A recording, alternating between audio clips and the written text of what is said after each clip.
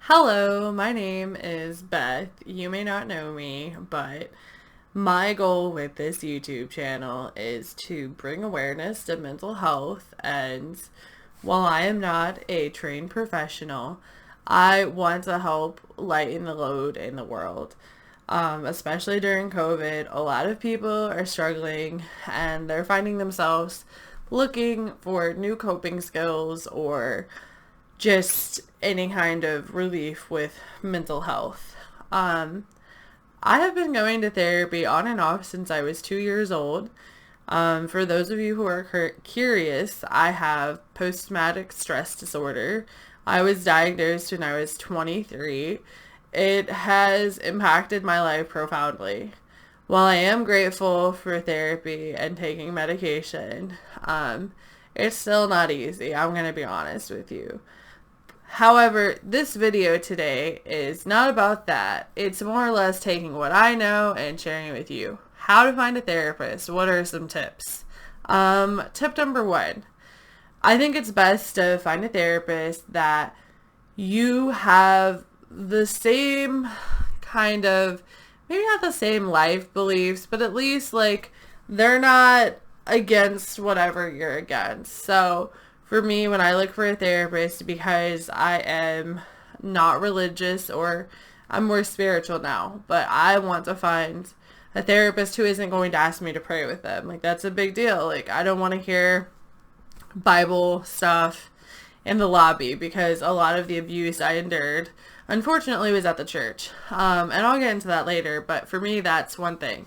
I also want to make sure that they're okay with pansexuality and they hopefully have had other patients that are, bisexual or anywhere on the LGBT spectrum. That would be cool for me, just as long as they're aware. So I want to make sure that my therapist is okay with my religion. They know where I'm coming from.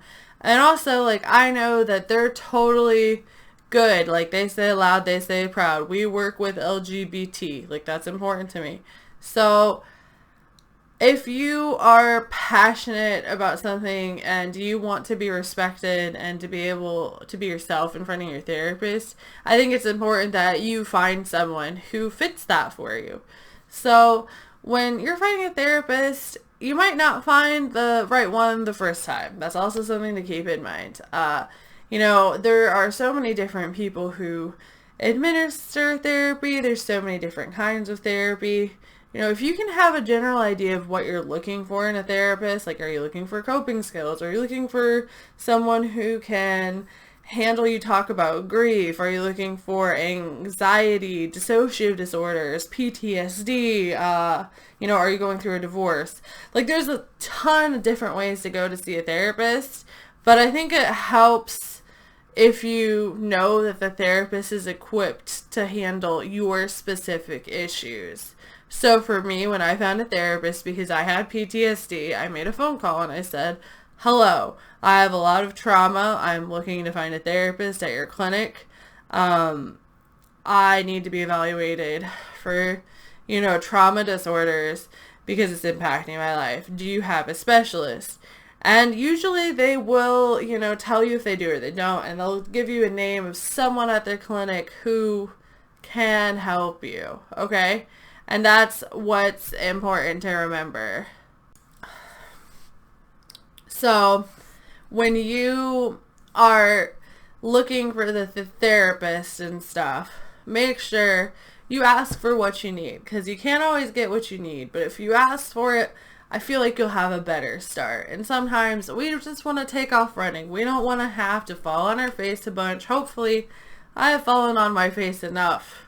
With all of the therapists I've seen in my life, I've probably seen at least 5 different ones this in the last 6 years. They all handled different issues for me personally. And it was super helpful. So make sure they have a specialist in your field. Okay, next.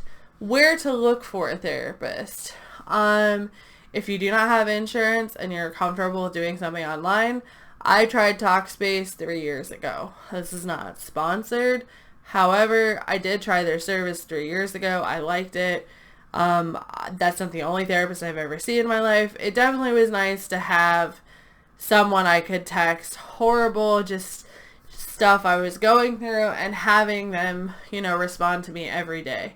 That made me feel more secure in life, and it gave me a lot of validation that I needed at the time, and I wasn't getting anywhere else.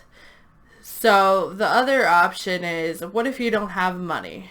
Not everyone is fortunate enough to have insurance, and not everyone has a lot of excess money. The first things I implore you to do are apply for Medicaid if you're in the United States.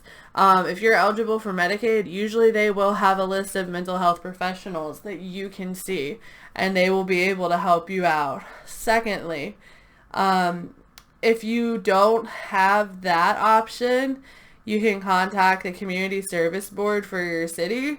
In Virginia, we have community service boards, and they help people of all sorts of situations get services that they need for mental health. The last thing is, if you do have insurance, you might be able to call your insurance company and set up an appointment with a therapist. I don't know. And you might just really click with that person and have a great time. And some people are totally okay to do that. And I have friends who've seen the same therapist since they were 13. It all depends on whatever, is available to you, and whatever, you're comfortable with. So, and the last thing I really want to express is, it's okay to find a different therapist if you don't feel like it's working. Your healing path is your healing path, and we all have a different road. If that therapist is not helping you get to the road of healing that you need, they're going to understand that you need to see someone else. In fact, I've had loads of therapists understand that I need to see someone else, and they even told me how to find a therapist for a DBT group or something.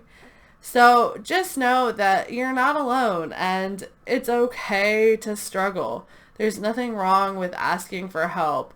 Therapy is normal, and for a lot of us, it's the only place that we're ever heard without judgment to examine things in life that we were never given an option to.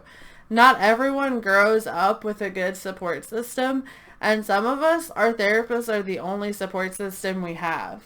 And it's not just paying someone to care.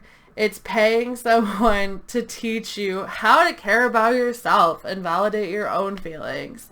Because once you validate your own feelings, it is a world of difference than begging for people to care about you that just probably never will.